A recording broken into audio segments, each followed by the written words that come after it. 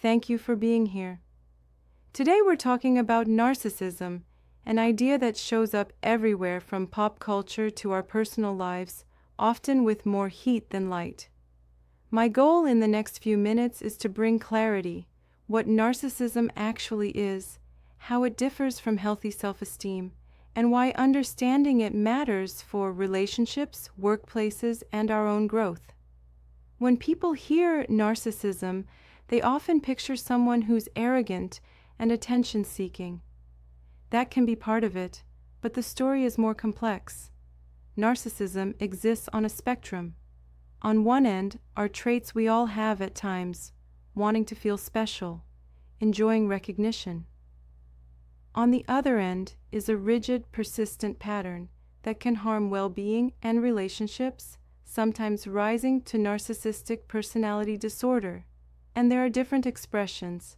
Some people appear bold and charismatic, others feel sensitive, defensive, and easily hurt, but still view themselves through a special lens. A key distinction we'll keep in mind is healthy self-esteem versus narcissistic traits. Healthy self-esteem is stable and doesn't require putting others down. Narcissistic traits tend to lean on external validation, praise, status, admiration, and can collapse when criticism shows up. That fragile swing between grandiosity and shame is what often drives the difficult behaviors people experience. Why does this matter? Because the impact is real. In close relationships, cycles of idealizing and then devaluing can be confusing and painful.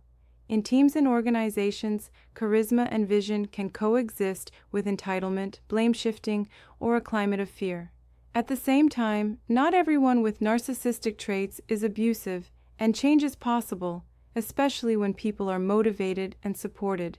In this session, we'll cover what narcissism is and isn't, how it develops, the difference between grandiose and vulnerable forms, common patterns in relationships and work, and practical approaches, both for personal growth and for protecting your boundaries.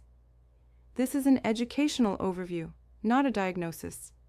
If parts of this resonate personally, consider it an invitation to reflect, not a label. Let's define narcissism clearly. It's a personality trait marked by 3 core features: grandiosity, a strong need for admiration, and a lack of empathy. Think of it as a pattern of how someone sees themselves and relates to others. Here are the key characteristics to watch for. Exaggerated self-importance, believing they're more capable or deserving than others. Persistent fantasies of success, power, or ideal love. A belief in being special or unique and needing to be around high-status people. Exploitative relationships, using others to meet their own goals. Envy of others, or the belief that others are envious of them. An arrogant or haughty behavior, especially when challenged. Remember, these traits exist on a spectrum. Many people show 1 or 2 at times. It becomes a problem when the pattern is frequent, persistent, and harms relationships or work. On the next slides, we'll separate everyday traits from clinically significant narcissism and look at different forms it can take. On this slide, we're looking at 2 commonly discussed expressions of narcissism: grandiose and vulnerable. They share the same core engine: grandiosity, need for admiration, and difficulty with empathy, but they look and feel very different on the surface. First, grandiose narcissism. This is the more visible form. People tend to come across as confident, bold, even charismatic.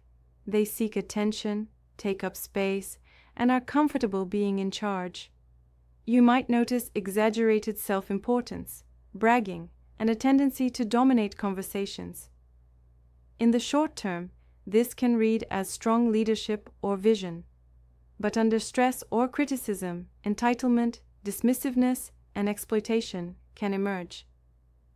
Interpersonally, this often shows up as taking credit, minimizing others' contributions, and having a low tolerance for being questioned. Now, vulnerable narcissism. Here, the grandiosity is more fragile and defended. On the outside, the person may appear shy, anxious, or easily hurt.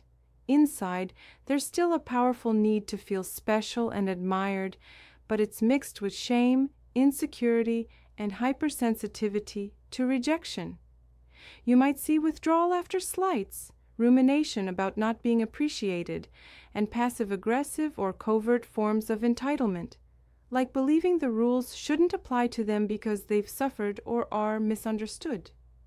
Feedback that feels minor to others can trigger disproportionate defensiveness. A helpful way to compare them is through personality patterns.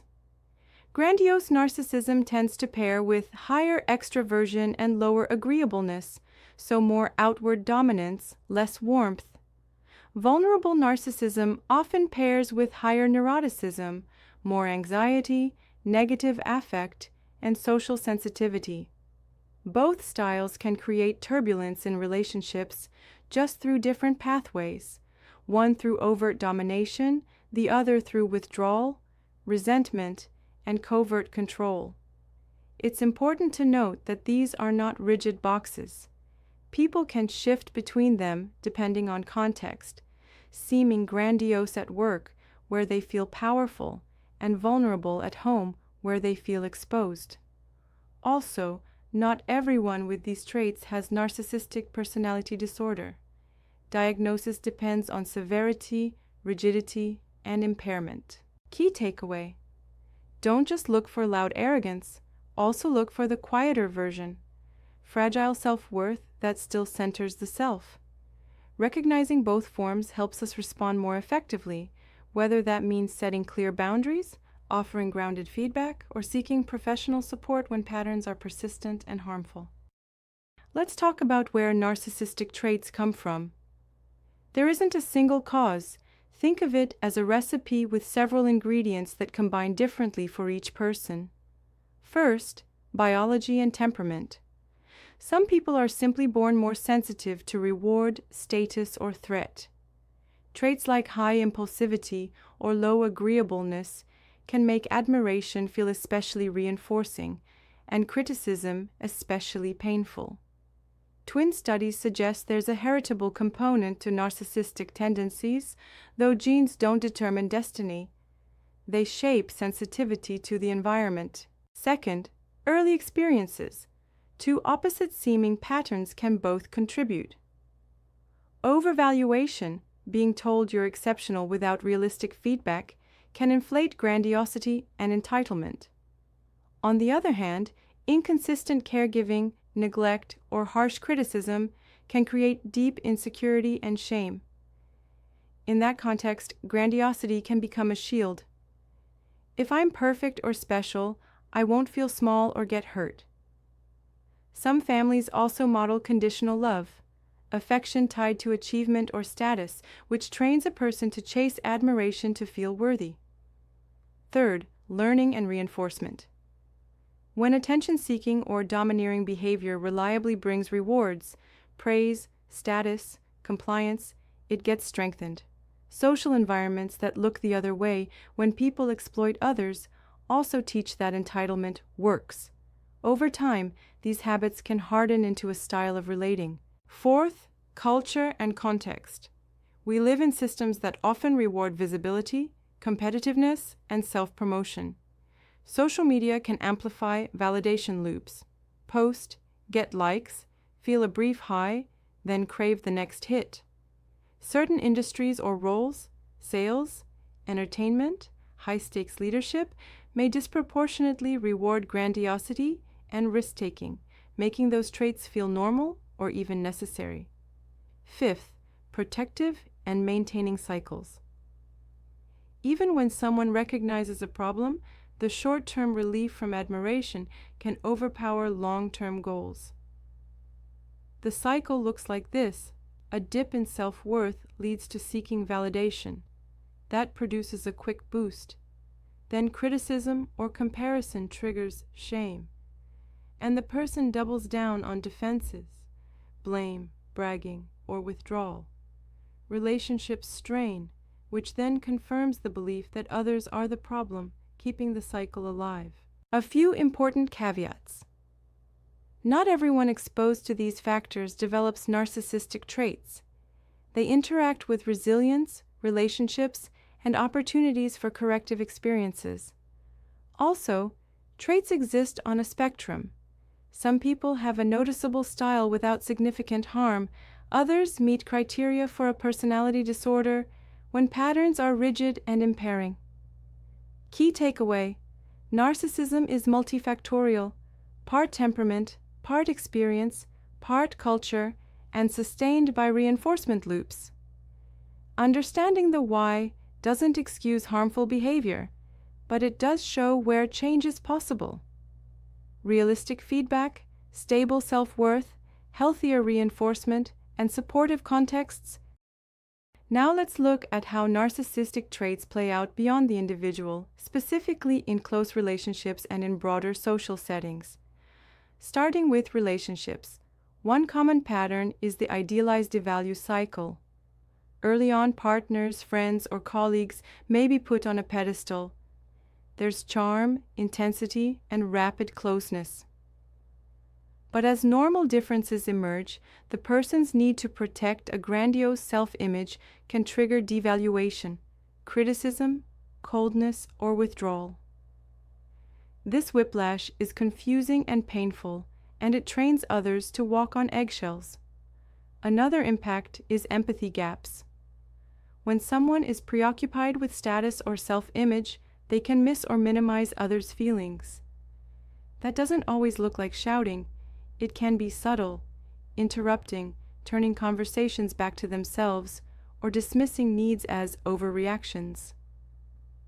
Over time, this erodes safety and intimacy. Manipulation and control can also appear, sometimes overtly, gaslighting, blame shifting, keeping score, or more covertly, such as guilt trips or conditional affection. Because feedback feels threatening, conflicts often escalate into defensiveness and counterattacks rather than repair. The result: partners and team members report feeling unseen, exhausted, or chronically anxious, and relationships become unstable or short-lived. Now, the societal level. Narcissistic traits can be rewarded, especially in competitive environments. In leadership, charisma and bold risk-taking can drive innovation and rally teams. But when entitlement and lack of empathy dominate, the costs rise: credit stealing, cutting corners, retaliating against dissent, and creating climates of fear. That leads to high turnover, burnout, and ethical lapses, what we sometimes call toxic workplaces. On social media, platforms amplify validation loops, likes, follows, and public comparison. This can normalize self-promotion and outrage as a path to attention.